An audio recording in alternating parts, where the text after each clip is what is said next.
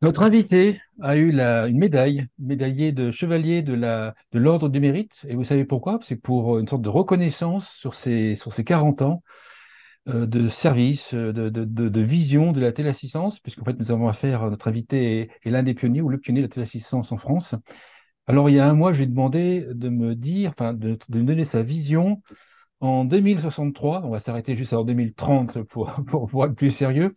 Mais en tout cas, la vision qu'Éric Arnoux, qui est le responsable du développement de la téléassistance chez EMA, sa vision sur la téléassistance au niveau matériel, usage, etc. On va faire un peu le tour en 2030.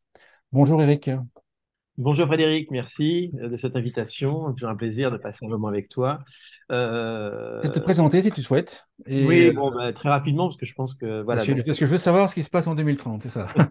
c'est- Eric Arnoux, donc je suis responsable du développement de la téléassistance chez Intermutuel Assistance. Je suis aussi membre d'honneur de l'Association française de téléassistance. J'ai piloté tous les travaux de normalisation à la l'AFNOR et je suis aussi président du pôle téléassistance de l'Académie francophone de télémédecine. Donc voilà, depuis 40 ans, je ne me passionne qu'à la téléassistance, je ne fais que ça et c'est donc pour cela qu'il m'a été remis cet ordre du mérite donc pour mes 40 ans de téléassistance, puisque j'ai commencé en juillet 1982. Et en juillet 2022, 40 ans pile poil après, donc j'ai eu cette très, très sympathique remise de décoration. Voilà. Donc, Attends, oui, oui, il est passionné, il y a comme moi. Alors on va quand même poser des questions, hein. En 1982, enfin, je sais pas, comment est-ce qu'on fait pour se dire, tiens, je m'intéressais à ce sujet en question. En fait, qu'est-ce qui fait qu'on s'intéresse en 82 à la téléassistance? alors, là, j'en ai pour 1 heure et demie, hein. Non, non, non, Donc, très rapidement. en une minute. Euh, en 1 minute, j'étais disque jockey, je ne travaillais que le vendredi soir, le samedi soir et le dimanche après-midi, et le reste du temps, je ne savais pas quoi faire. Et j'ai un copain qui m'avait dit, tiens, j'ai un pote qui vend des alarmes quand il y a des cambriolages. Si tu vois un cambriolage quelque part sur le journal, tu y vas. Et j'ai vu un cambriolage à la crèche d'Anières. Je suis allé à la crèche d'Anières, on m'a dit, non, c'est pas la crèche qui s'occupe de ça, c'est le CCS. J'ai dit, le quoi? Je ne savais pas ce que c'était. Donc le CCS, je vais au CCS, je rencontre Françoise Huon, avec qui j'ai partagé de très très grands moments durant toute cette période-là. Et Françoise Huon m'a dit, ah bah non, vous savez, on est assuré. Et je suis parti. Et en partant, elle me dit, par contre, vous n'auriez pas un dispositif pour sécuriser les personnes âgées? J'ai dit oui. Je n'avais rien du tout. J'ai dit oui. Je suis retourné voir donc mon ami qui m'avait donné ce conseil-là. Et Oui, non, mais toi, tu dans dis oui, les- après, c'est l'ami qui doit trouver la solution, c'est ça, voilà, hein. voilà. Non, non, c'est pas Ouais, l'ami qui a trouvé ouais. la solution. Il m'a dit, bah, j'ai pas du tout de solution parce que ça n'existe pas, ce que tu demandes. Par contre, je connais quelqu'un qui pourrait peut-être t'aider. Et il m'a fait rencontrer Georges Cormeret, avec qui j'ai donc passé 25 ans de ma vie. On a créé Biotel. Et Georges Cormeret avait, à l'époque, parce que le téléphone n'était pas sécurisé, donc on ne pouvait pas faire de téléassistance, parce que tu croisais deux fils, tu déviais une ligne téléphonique, donc c'était pas du tout sécurisé. Et il était propriétaire du CESA de Sambo, qui était un dispositif, enfin, qui était un réseau téléphonique sécurisé. Et lors d'un après-midi que nous avons passé ensemble dans ses bureaux, il a, entre guillemets, inventé la téléassistance parce que ça n'existait nulle part, ni en France, ni d'ailleurs en Europe, ni dans le monde. Il n'y avait que la téléalarme à l'époque qui était une poire que les personnes pouvaient appuyer, on la rappelait sur le téléphone. Et là, il a inventé le premier appareil de téléassistance. Et donc, 6 mois plus tard, je suis retourné voir Françoise Huon. Et de fil en aiguille, j'ai rencontré le fondateur du SAMU des Hauts-de-Seine, j'ai rencontré le vice-président du Conseil général des Hauts-de-Seine, qui est aussi Mère John Boulogne-Billancourt, j'ai rencontré tout le monde. Et on a créé le premier plateau de téléassistance, qui a ouvert ses portes en 1985, et ça a été tout premier plateau. Donc ça a été un concours de circonstances et de très très belles rencontres extraordinaires que j'ai pu faire avec beaucoup de chance. Voilà. La téléassistance en 2023, est-ce que tu l'avais imaginé comme ça, en fait? Ce que l'on vit aujourd'hui en téléassistance, est-ce que tu l'avais imaginé? Alors, je l'avais un peu imaginé parce que c'est vrai que j'ai toujours été dans la projection compte tenu je dirais, de ce que j'ai pu vivre. Et je dirais que la seule chose qui me surprend aujourd'hui par rapport à tous les travaux et à je dirais, tout le côté qualitatif que l'on a voulu mettre en place, tout le côté communication, c'est le faible équipement quand même. Parce que même si nous avons... Le faible euh, équipement maintenant, c'est ça, hein. pardon? Faible équipement en 2023. Voilà, en 2023, où il y a à peu près entre 650 et 670 000 personnes abonnées à la téléassistance, ce qui est quand même un chiffre relativement important, mais qui, par rapport aux besoins réels qu'il peut y avoir, n'est peut-être pas non plus très satisfaisant. Il y a des pays qui ont démarré la téléassistance beaucoup plus tard que la France et qui ont dépassé ces objectifs, comme l'Espagne. Donc, je ne parle pas de la Grande-Bretagne qui, elle, est partie sur un modèle un peu différent de télésurveillance avec des dispositifs couplés après pour pouvoir faire de la téléassistance. Mais je dirais que j'aurais vu un chiffre plus important, j'aurais vu le million dépasser. On m'aurait posé la question en 2000, j'aurais dit qu'en 2020, on aurait 1 million de personnes abonnées à la téléassistance. Donc on en est à presque 700 000, je dirais. Donc on est quand même loin du compte. Donc c'est ça, si tu veux. Ah, par contre, tout ce qui est l'offre de service, tout ce qui est le côté qualitatif, parce que j'ai toujours été très attentif aussi à ce que la téléassistance ait une très très bonne visibilité donc du consommateur. Là, on est aux attentes de ce que j'espérais. Donc, la norme AFNOR, c'est vrai que j'ai fait partie des personnes qui ont voulu donc créer cette norme. Donc, elle est vraiment à la hauteur de ce que j'attendais. L'Association française de téléassistance, c'est une association qui est très dynamique et qui met bien en avant la téléassistance. Donc, ça, c'est pareil. Quand j'ai vu la création de la télé de la Frata par Claude Mordenay, donc nous sommes le 9 février, donc je pense au 8 février qui était le jour de son décès il y a maintenant 7 ans. Donc je sais que tout ça, ça a été un petit peu dans le sens de ce que j'avais imaginé. Par contre, ce qui me surprend un petit peu, c'est le nombre de raccordements qui est bien en dessous, à mon avis, des besoins. Et on voit toujours d'ailleurs tous les chiffres qui sont donnés tous les ans. Il y a beaucoup de personnes encore qui décèdent à leur domicile suite à une chute qui aurait peut-être pu être anticipée. Et enfin, la situation aurait pu être prise en charge beaucoup plus rapidement. Donc, voilà, c'est juste ça. Par contre, autrement, au niveau service, au niveau technologie, on est à peu près à ce que j'avais pu imaginer, sur quoi je suis très attentif au quotidien. Donc là, de ce côté-là, je dirais qu'il n'y a pas trop de surprises. 2030, les premiers baby boomers arrivent aux environs de l'âge, ou sont déjà arrivés aux environs de l'âge de téléassistance. Euh, Ils bénéficient de quel type de téléassistance? Comment est-ce que tu vois la Alors, téléassistance dans 7 ans? Alors, ce que je vois à la téléscience dans ces temps, c'est plutôt sur la partie technologie, des technos qui seront peut-être plus appropriés à des consommations antérieures. Je m'explique. Moi, quand j'ai commencé la téléassistance, c'est vrai que personne ne savait ce que c'était, ni les aidants, ni les aidés. Donc, passer une télécommande à quelqu'un, c'était un petit peu compliqué. Et j'ai bien vu que déjà à cette époque-là, quand j'ai commencé en 1984 ou 80, ouais, j'ai commencé à 84 à faire des installations, j'installais des personnes de plus de 80 ans qui avaient connu le téléphone à l'âge de 45 ans, donc alors à l'époque, on n'avait pas Internet, on n'en parlait même pas de ça, mais on voyait bien que les technologies, l'usage des technologies pour ces personnes-là était quelque chose qui était complètement à côté de la plaque. Personne ne savait ce que c'était, donc il n'y avait pas du tout de connaissance de technologie. Et moi, ce que je vois là depuis maintenant quelques années, puisque j'ai toujours été passionné par le retour du consommateur, donc je continue à faire des installations, je pose toujours des questions, et à chaque fois j'analyse un petit peu le profil de la personne.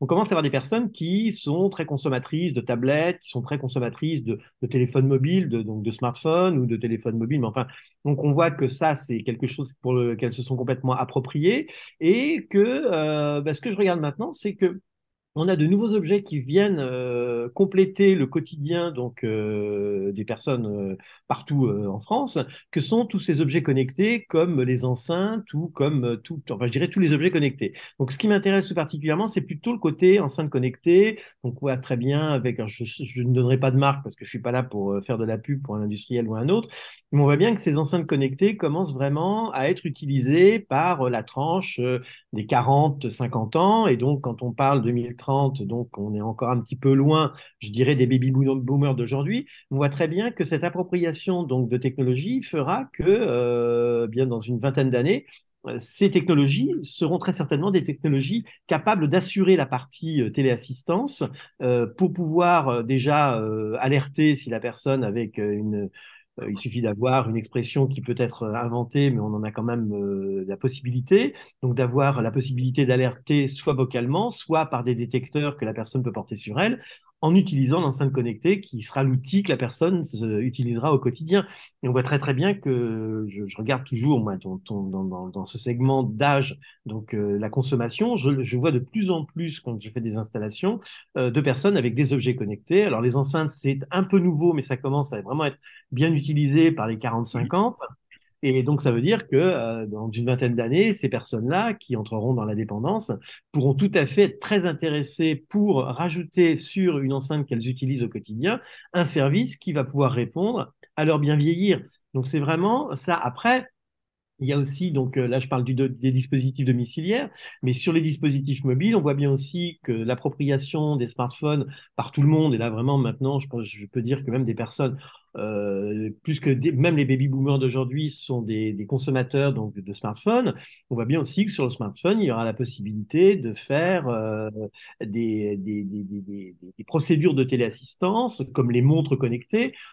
Pareil, je ne vais pas citer de marque, mais il y a de grands industriels mondiaux qui ont développé des montres connectées hyper intelligentes, qui sont capables donc même d'anticiper des situations et de détecter des situations de fragilité en relevant des données de santé et même en détectant des chutes.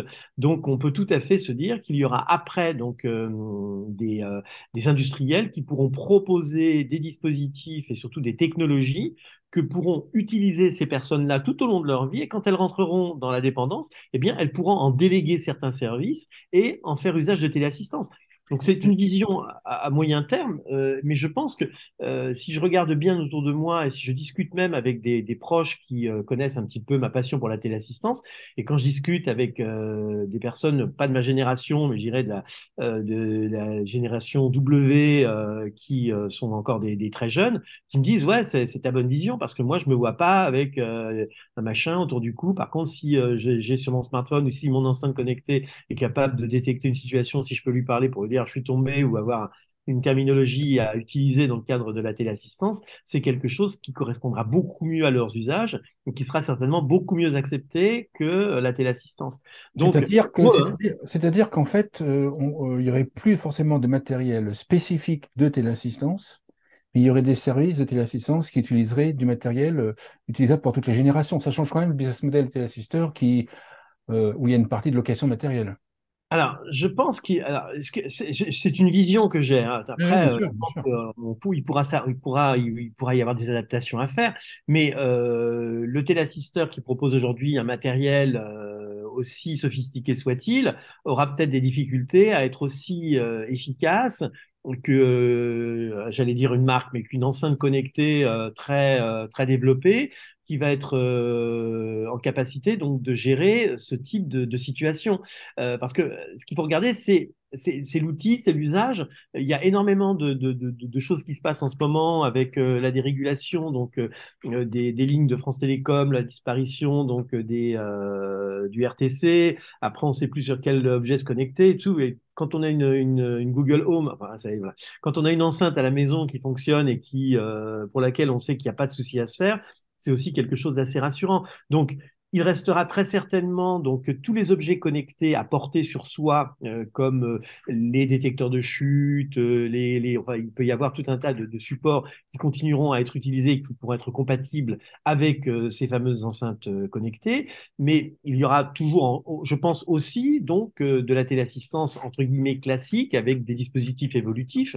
On le voit très bien, tous les industriels français sont en train de regarder aussi le marché pour pouvoir eux aussi s'adapter. Donc je pense que c'est vraiment de l'anticipation parce que d'utiliser par exemple une enceinte connectée sans périphérique dès le départ, ça peut être intéressant. Au bout d'un moment, la personne dira bah, j'ai besoin d'un périphérique parce que ce serait quand même bien que je puisse déclencher, ou d'un petit bouton dans la salle de bain, ou d'un petit bouton sur ma table de nuit. Et puis après, on peut faire évoluer, puis la personne peut après venir carrément à la téléassistance. Donc la téléassistance telle qu'elle existe aujourd'hui existera encore, je pense, dans 10-15 ans. Par contre, je pense que si on se projette sur une génération et demie, sur 25-30 ans, là, on aura, je pense, plus de consommateurs sur ce type de technologie parce que tout le monde va s'y approprier. Et on voit très très bien maintenant, quand on regarde la prise en main des technologies depuis une quinzaine d'années, ça va très très vite. Il y a beaucoup de consommation, il y a beaucoup d'informations, il y a beaucoup de... Donc ce qui fait que les vieux de demain, eh bien, qui sont... je pense à moi j'ai 63 ans, c'est sûr que dans 10 ans, je vais avoir 73, dans 12 ans, 75 ans. Je vais commencer à entrer très certainement, j'espère, de pouvoir tenir jusque-là, peut-être dans un parcours de vie où je ferai très attention à moi. C'est sûr que la téléassistance fera partie des dispositifs que j'imaginerais intégrer dans mon parcours de vie à partir d'un certain temps. Mais à ce moment-là, je regarderai quand même quelles sont les technologies qui sont à ma disposition. Alors peut-être que c'est quelque chose que je n'aurais pas fait il y a 15 ans, parce que il y a beaucoup plus de technologies. Là, on parle de robots. Alors, on va pas rentrer non plus dans cette démarche-là, parce que je pense que là, on dépasse un petit peu le tout et rien.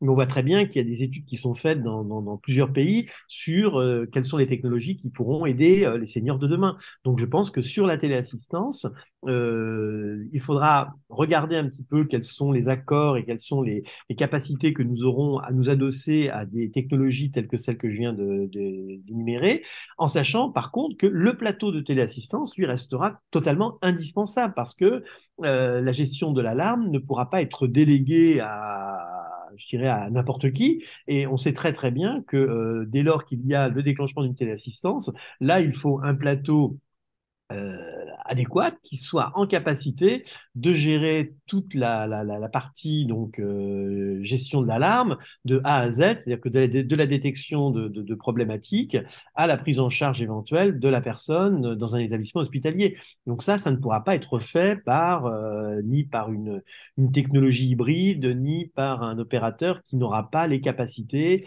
et tous les outils pour le faire. Donc ça ne va pas changer grand-chose, je pense, dans les années à venir, parce que les opérateurs de téléassistance ont donc un métier vraiment très affiné et qui ne peut pas être confié à n'importe qui et qui peut surtout pas être confié à de la dématérialisation. Donc, on ne peut pas mettre du robot derrière. Donc, ça, c'est complètement du rêve. Même peut-être que ce sera dans 120 ans, mais on en reparlera dans 120 ans, si tu veux, hein. Mais je vois très très bien que, si tu veux, hein, si tu veux, mais je vois très On- très bien que le plateau de téléassistance, lui, restera l'outil de gestion donc, de ces nouveaux, je dirais, transmetteurs qui permettront donc de faire toute la gestion de l'alarme, puisque la gestion de l'alarme, ça c'est sûr qu'elle ne peut pas être déléguée à n'importe qui et elle ne peut pas être automatisée, ce qui est complètement impensable. Donc là, on voit très très bien que ça ne changera pas. La seule chose qui risque, à mon avis, d'évoluer, enfin qui risque ou qui peut, c'est pas un risque, hein, puisque de dire ça, ce n'est pas un risque, mais selon moi, la seule chose qui pourrait évoluer dans les années à venir, c'est plus vraiment sur les supports donc de communication que vont s'approprier les gens au fil du temps. Là, on voit bien les smartphones aujourd'hui, comme je disais tout à l'heure, mais même les tablettes, on voit très très bien l'acceptabilité des tablettes par les seniors aujourd'hui. Moi, j'ai autour de moi des personnes entre 75 et 85 ans. Ils ont tous une tablette. C'est plus un problème. On veut plus avoir la Nouvelle République parce qu'on a la tablette le matin avec les informations à 8h30, alors que le facteur, il arrive à 12h30. Donc, et la tablette, on se l'a appropriée parce qu'on avait envie d'avoir les infos en temps réel. Donc ça, c'est une chose et on voit très très bien que dès lors qu'il y a aussi cette volonté du consommateur d'utiliser une technologie, il va y aller. Par contre, on va quand même sur le site du fameux journal en question. Donc, ça ne change rien sur le service qui est derrière. On est sur un usage pardon, d'une technologie un peu innovante, mais par contre, on reste quand même sur la même volonté d'avoir cette information un petit peu plus tôt que prévu sur l'image que je viens de prendre. Et la téléassistance, ce sera exactement pareil. Ce sera donc d'avoir cette acceptation et puis de sortir aussi de la déstigmatisation parce que c'est vrai que la téléassistance, même aujourd'hui, même si les efforts qui ont été faits par tous les industriels français permettent de la rendre un peu moins stigmatisante, je vois malheureusement que la téléassistance est toujours à ce jour assez stigmatisante et que eh bien ce phénomène que nous pourrions peut-être vivre dans les 10-15 ans sera aussi un phénomène de déstigmatisation qui permettra d'accélérer la croissance de la téléassistance en France et de dépasser les 750, les 650 000, 670 000. Bon, les chiffres sont parfois un petit peu difficiles à affiner, mais on est entre 650 et 670 000 abonnés. Et je pense que si on a une technologie qui est beaucoup plus captive par le consommateur, on peut facilement doubler ce chiffre en une dizaine d'années. Donc, ça répond aussi à un besoin, une demande. On voit très bien que les personnes, quand elles commencent à perdre leur autonomie, veulent quand même rester chez elles. Donc, si on trouve la bonne adéquation avec le bon outil, le bon service et arriver au bon moment, je pense qu'on peut vraiment répondre à un grand nombre de Français pour les seniors qui vont commencer à entrer dans la dépendance dans 15-20 ans. Donc, je pense que c'est vraiment ces services-là qui permettront d'y répondre le plus facilement possible. Tu as parlé de matériel, de réception, le plateau. Au niveau des services en 2030, est-ce qu'il y aura des nouveaux services que tu vois apparaître? Ce que je vois apparaître, moi, c'est justement dans cette perte d'autonomie, les personnes qui continuent à vouloir avoir une vie, entre guillemets, normale, eh bien, ont aussi un problème qui est d'aller faire leurs courses. Alors vraiment, c'est un détail qui peut sembler assez anodin, mais ça, je le vois et je l'entends très souvent. Parce que comme je te le disais, je continue à installer donc du matériel et à chaque fois que j'installe du matériel, je pose des questions. Et là, le nombre de fois où on me demande est-ce que en passant par le plateau, je ne peux pas avoir accès à des services pour me faire livrer des courses, pour me faire apporter voilà.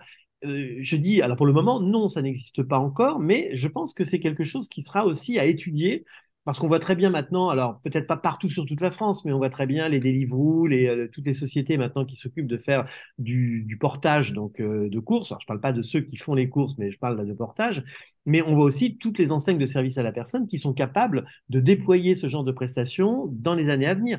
Parce que je pense que c'est aussi un service qui permettra aux personnes d'accepter leur perte d'autonomie à leur domicile si elles savent qu'elles peuvent avoir une fois par semaine la livraison des packs d'eau, des choses un petit peu lourdes, bien évidemment. L'idée n'est pas d'empêcher les personnes de continuer et de ne pas les inciter à continuer à sortir de chez elles, mais c'est sûr que pour aller chercher 3 packs d'eau, pour aller chercher des courses un petit peu lourdes, quelquefois ça peut être un petit peu fatigant. Quand la personne est dans une période de vie un petit peu, si elle a une maladie chronique avec des pics de maladies, enfin des choses qui font qu'elle est un peu plus immobilisée que d'habitude. C'est vrai que ça peut être aussi un service qui peut être intéressant. Donc toute cette partie peut, à mon avis, être aussi regardée pour pouvoir permettre, j'y avais pensé il y a quelques années, j'avais appelé ça de la téléconciergerie, donc j'ai laissé tomber parce que je pense que c'était un petit peu trop tôt, mais je pense que dans les années à venir, ça pourrait être aussi des services qui pourraient être utilisés. On a vu pendant le Covid que ça fonctionnait très très bien. Qui ne s'est pas fait livrer des courses pendant cette période-là, je pense qu'on est très très nombreux autour de la table à avoir utilisé ce genre de service. Et donc on voit très très bien que ce sont des services aussi qui peuvent répondre à des problématiques donc de personnes qui entrent dans une dépendance plus importante, que ce soit ponctuellement ou que ce soit évolutivement, et permettre de continuer d'avoir ces courses au quotidien, de sortir. J'avais vu aussi, là, j'avais été sollicité par une société qui s'occupe de promener des animaux de compagnie, donc aussi qui sont tout à fait intéressés pour pouvoir répondre à ces demandes ponctuellement. Là, c'est plus du ponctuel du permanent, mais il y a tout un tas donc de services. Et donc, je pense qu'il devrait y avoir une petite étude à faire dans les années à venir pour anticiper ces évolutions de besoins et de pouvoir les mettre en place avec des professionnels du secteur. Donc les professionnels, on les connaît, hein, ce sont les enseignes de services à la personne. Il y a beaucoup de CCAS aussi qui reviennent un petit peu sur ce domaine-là pour pouvoir justement répondre aux problématiques des administrés. Donc je pense qu'il y a un sujet que la téléassistance peut maintenant, grâce à la technologie qu'elle utilise, parce qu'avant, quand on entrait sur un plateau, c'était assez difficile de déporter une information ou de déporter la communication, l'interphonie. Mais là, maintenant, on peut récupérer un mail, on peut mettre en relation une personne avec une enseigne de service à la personne pour qu'elle passe sa commande de course. Donc maintenant, il y a tout un tas de choses qui seraient intéressantes, à mon avis, à étudier et à anticiper. Alors ça, c'est sûr, c'est pareil, ça ne va pas démarrer du jour au lendemain. Je pense qu'il y a aussi un travail à faire pour que, d'une façon globale, la téléassistance réponde aux évolutions d'usage, de consommation et de besoins. Donc, on a vu sur l'usage les enceintes connectées, on voit sur la consommation la possibilité donc de faire des livrages de cours, et sur les besoins donc d'identifier parce que la personne peut poser des questions. Et l'idée, c'est vraiment d'essayer de récupérer un maximum d'informations qui pourront justement permettre de répondre à ces parcours. Et donc, je pense qu'il y a beaucoup de choses à faire. Et même si au jour d'aujourd'hui, je pense qu'on est très très loin de cette faisabilité, je pense que c'est le moment de l'étudier pour que justement, comme tu le dis, dans 10, 15 ans, tout le monde soit prêt à répondre à cette évolution qui, bien évidemment, ça va pas passer du jour au lendemain, mais je pense qu'il y a des études à faire. Il y a aussi, pour garder toute la partie sécurité, intimité, tout, de regarder un petit peu tout ce qui sera en mesure les mesures qu'il faudra prendre pour que tout cela reste vraiment bien dans un cadre très réglementaire. Mais je pense qu'il y a quand même des solutions qui pourront permettre de répondre à toutes ces évolutions et d'avoir une solution de téléassistance en adéquation avec les seniors de 2030. Là, on est sur vraiment 2030, en se disant 2030, on va avoir besoin de tout ça. Voilà. 2030, est-ce que la téléassistance, au sens large, arrivera à détecter la chute et à prédire la chute et arrivera à prédire la dénutrition, Je par pense que exemple. oui, je pense que oui, parce que si tu veux, là tout à l'heure je parlais de montres connectées, c'est sûr qu'une montre connectée est tout à fait capable de sentir ça. Alors la chute, ça peut, oui bien évidemment, il y en a déjà pas mal qui font toutes les montres connectées, même Mais aller jusqu'à la prédiction. oui jusqu'à la prédiction, parce que par exemple une montre connectée qui va Alors, relever. ceux qui suivent, parce qu'en fait, ils vont se dire, oh là, on n'arrive pas à prédire une chute. C'est mesurer les changements de mobilité d'une personne. Voilà, on On change, on pourrait, voilà. adapte. Voilà, la montre connectée peut tout à fait apprendre. Il y a un algorithme qui est appris par la montre connectée, donc qu'elle soit en algorithme de mouvement ou en algorithme de santé. Et si on relève toutes ces données de santé, alors bien évidemment c'est automatisé, mais toute dérégulation permettra d'anticiper ce genre de situation, d'alerter la personne, éventuellement de la mettre en relation avec un médecin, parce que ce qu'on ne disait pas tout à l'heure en termes d'évolution de service, et c'est justement là où je veux en venir grâce à ta question, c'est que la médicalisation donc, de la téléassistance est, à mon avis, aussi un des services qui va permettre à la téléassistance de répondre demain aux besoins de tous les Français. Parce que la problématique, on voit très très bien au jour d'aujourd'hui, avec les déserts médicaux en province et avec l'incapacité des médecins à te donner un rendez-vous dans les 48 heures en zone urbaine, on voit très très bien que eh bien, des personnes en plus fragilisées à domicile, si elles ont besoin d'avoir un médecin, seront tout à fait d'accord pour entrer dans un domaine de téléconsultation et faire de la téléconsultation via la téléassistance, c'est quelque chose de tout à fait possible. On pourra même aussi, donc, si on parle d'évolution d'objets connectés, via une tablette de téléassistance. Moi, pareil, j'ai des parents qui vivent dans le centre de la France, eh bien, ils se sont fait des téléconsultations via la tablette, 78 ans, pas de problème pour pouvoir gérer cette téléconsultation. Donc, on aura aussi cette partie médicale qui va arriver. Et donc, si on a des plateaux aussi qui sont capables donc d'avoir une délégation de service sur une partie médicale, eh bien, ces fameuses montres connectées qui vont être capables de détecter une différenciation du comportement et surtout des éléments de données de santé qui vont permettre donc d'anticiper tout ça, on aura vraiment des outils qui répondront parfaitement à tous les parcours de vie. C'est-à-dire qu'on aura vraiment atteint le sommet, et c'est pour ça que quand je parlais de ce nombre d'abonnés, on aura aussi des personnes qui vont entrer dans la téléassistance et qui ne voudront y entrer que pour déléguer leurs données de santé. Si tu regardes aujourd'hui les sportifs dans la rue, tu ne vois pas un coureur ou un cycliste sans une montre, sans son téléphone sur le bras. Et qu'est-ce qu'il fait quand il arrive chez lui? Il regarde combien il a fait de pas, il regarde son oxymétrie, il regarde, etc., etc., etc. Eh bien, ça, c'est tout à fait des données qui pourraient être déléguées donc à un plateau et de façon tout à fait automatique, le plateau pourra détecter une anomalie que la personne n'est peut-être pas capable de ressentir elle-même. Et ça, c'est vraiment les sujets aussi sur lesquels nous pourrons venir. Et concernant la chute, il y a vraiment aujourd'hui pas mal d'outils qui commencent à bien se développer. On m'aurait dit il y a 10 ans, tu vas avoir un détecteur de chute qui va à peu près répondre à tous tes problèmes. J'aurais dit, ah peut-être, mais c'est pas prêt. Et là, ça y est, on voit maintenant des industriels qui commencent à réfléchir et à bien développer ces détecteurs de chute. Et même le grand industriel américain là, qui est en train donc, de travailler sur sa montre connectée, pareil, travaille aussi sur ces données de santé et proposera très certainement dans les années à venir, donc je pense que dans les 10 ans qui viennent, tout ça sera d'équerre, la possibilité de déléguer ces informations sur un plateau médical. Donc, si on peut faire ça au niveau de la téléassistance, eh bien, on résout toute la ligne de service de A à Z sur la partie médicale, avec après éventuellement la téléconsultation et toutes ces informations qui pourront permettre donc d'anticiper enfin, soit une aggravation, soit une détérioration de la santé de la personne, mais vraiment avoir une mission vraiment d'anticipation, parce que moi, tout ça, ce qui m'intéresse beaucoup dans tout, c'est l'anticipation, la prévention. On a parlé beaucoup de la prévention avec le plan anti-chute, avec lequel on a beaucoup travaillé ces derniers mois.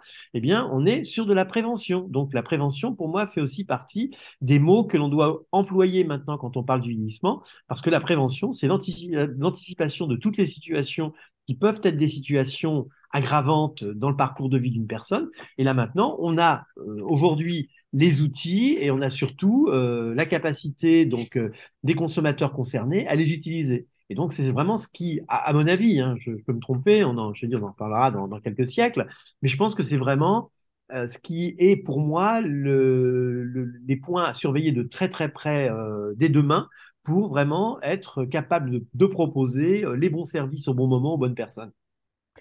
Est-ce qu'il y aura toujours autant de téléassisteurs, moins, plus? Est-ce qu'il y aura des nouveaux entrants? Alors, moins, comme je te disais tout à l'heure, je pense que il y a une notion qui sera plus industrielle que servicielle qui sera, à mon avis, impactée parce que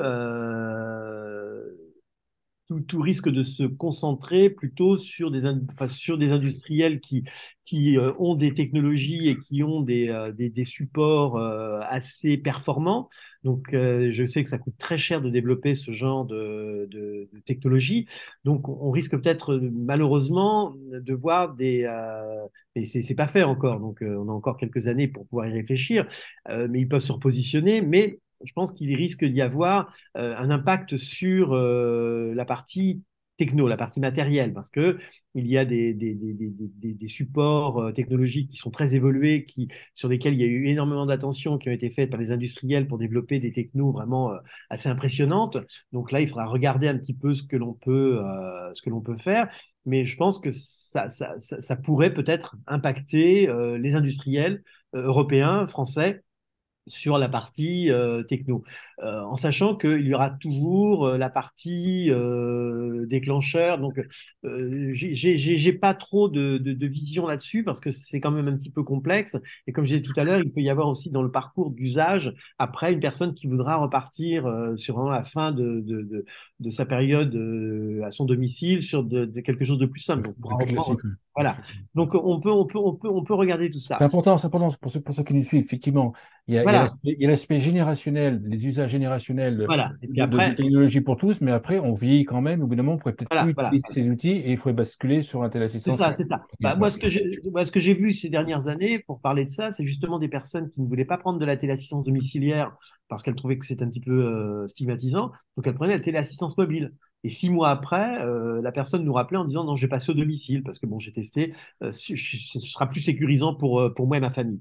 Donc déjà, j'ai déjà. Est-ce qu'au niveau service, tu vois de nouveaux entrants, en fait? Est-ce que tu verrais Alors, l'équivalent d'un Apple, d'un Orange, d'un Free rentrer sur ce secteur? non, non, non, non, je pense pas. Tous ces industriels ou tous ces prestataires de services auront besoin d'avoir des professionnels du domaine de la téléassistance. Parce que, comme je disais tout à l'heure, tout ce qui ne changera pas, à mon avis, à moyen terme, c'est tout ce qui sera norme et tout ce qui sera partie sécurisation, donc de ce qui est les sécurisations de données, les sécurisations donc des appels entrants, de la gestion des alarmes, de la gestion donc des interventions d'urgence. On a bien vu ce qu'on a vécu avec les pompiers ces dernières années, la difficulté que nous avons eu à garder cette capacité à pouvoir générer les interventions des services d'urgence au domicile des personnes sans trop avoir de problèmes. Donc maintenant, on est revenu sur quelque chose, je dirais, de normal. Donc pour pouvoir après entrer dans cette procédure où on est en capacité de faire appel aux services d'urgence, pompiers SDIS, SAMU Centre 15, enfin tous ceux que nous appelons au quotidien, c'est sûr que là, hormis les opérateurs de téléassistance aujourd'hui sur le territoire, je ne vois personne réussir à arriver à ce stade-là. Il peut y avoir après des évolutions législatives, je ne sais pas, on peut tout imaginer, mais au jour d'aujourd'hui, vraiment, je ne vois pas à moyen terme la possibilité de faire gérer ces alarmes de nouvelles technologies par des opérateurs qui ne seraient pas des opérateurs de téléassistance certifiés comme ils le sont pratiquement tous aujourd'hui, parce que tu as dû voir au fil du temps les différentes certifications et les différentes normalisations qui ont été développées et qui ont été mises en place autour de la téléassistance. Et tous les opérateurs, ils vont au fur et à mesure, donc dans le bon sens de cette bonne décision. Donc, que ce soit des opérateurs téléphoniques ou que ce soit des industriels aussi pointus que ceux que tu as, enfin que tu m'as dit, ne pourront pas ou n'auront pas la capacité. Alors, ça peut être du rachat. On peut imaginer qu'un opérateur téléphonique rachète un opérateur de téléassistance. Ça, oui, mais après, moi, je dirais que je suis pas du tout dans cette dynamique et je suis pas du tout dans cette réflexion-là. Mais par contre, la téléassistance, pour qu'elle puisse garder, je dirais, son efficacité, garder le bel événement que ça peut être quand on est pris en charge et qu'on voit que tout se passe bien ne peut se faire aujourd'hui et vraiment même encore demain que par un opérateur qui sera un opérateur dédié à ce service et qui ne fera que ça du quotidien 7 jours sur 7, 24 heures sur 24. Même je vois là, avec la levée de clauses d'activité exclusive, la téléassistance, tous les plateaux de téléassistance à ce jour ne sont gérés que par des conseillers spécifiques à la téléassistance et il n'y a pas de double métier sur un plateau de téléassistance. Donc ça, c'est sûr que pour moi, ça restera encore très très longtemps quelque chose d'incontournable.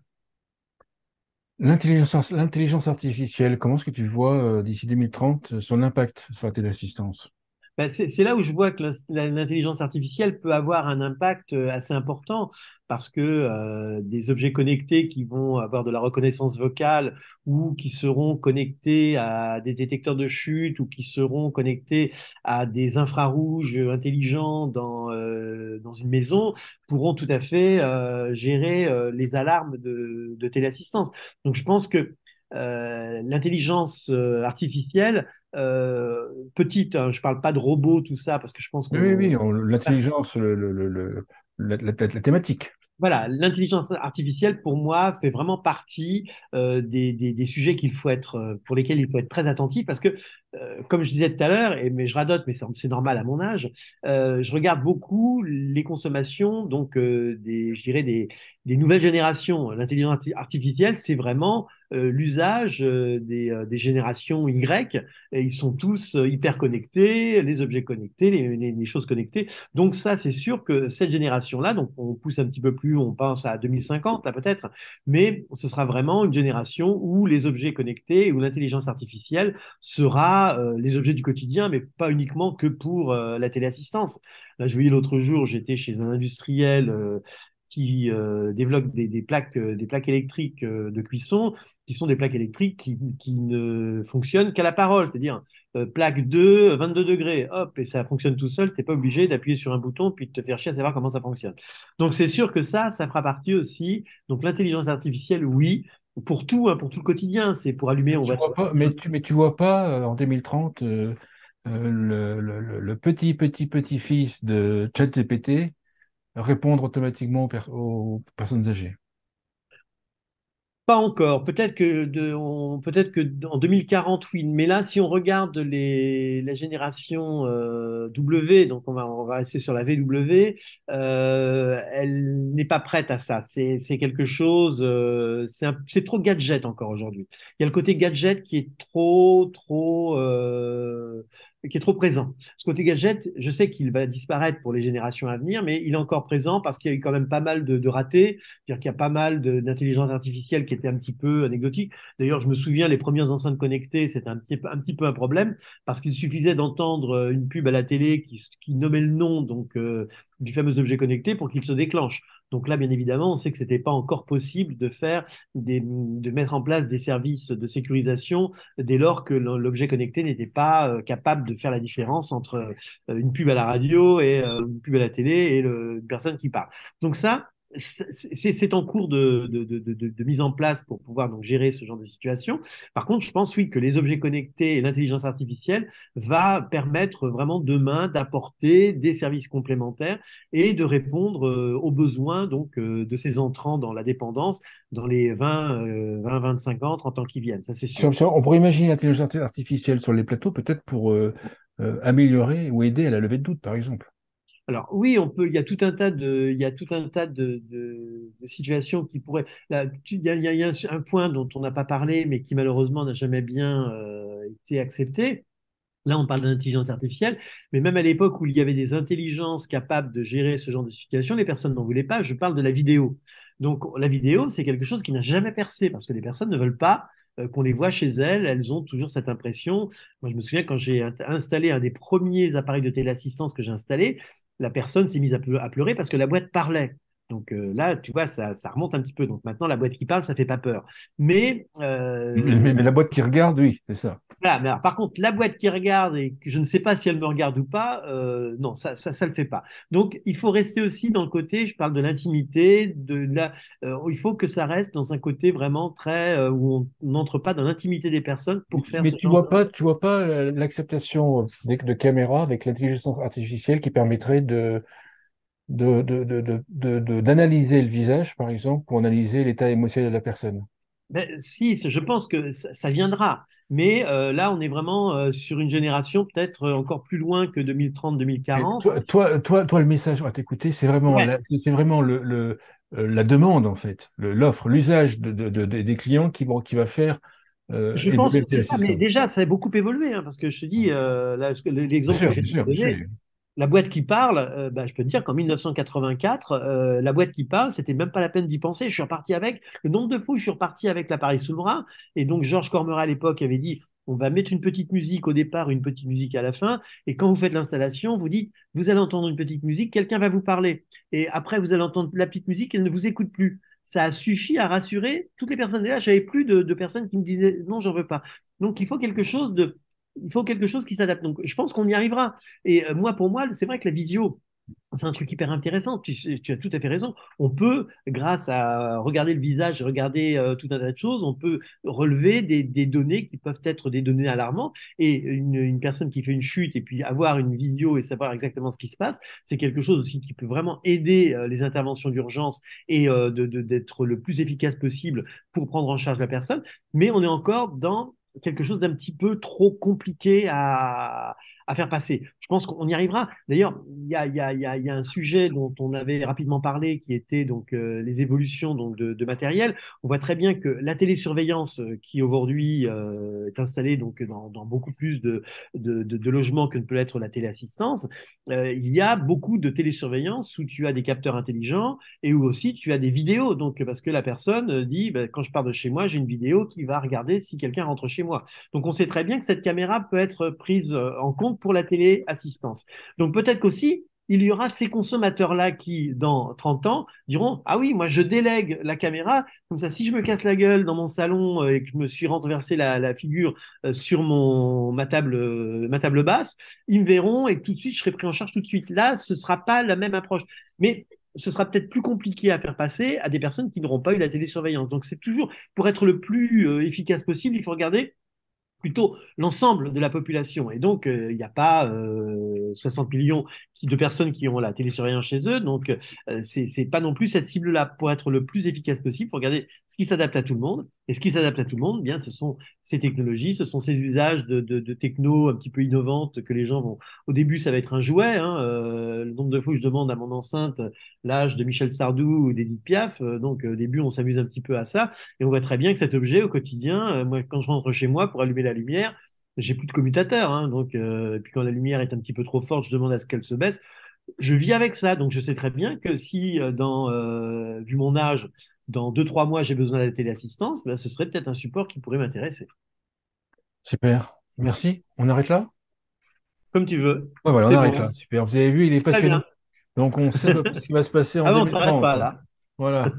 Super, merci Eric. Eric Arnaud, je rappelle que tu es À très bientôt. responsable du développement de la téléassistance chez Elema. Merci beaucoup. Je te remercie beaucoup. À très bientôt.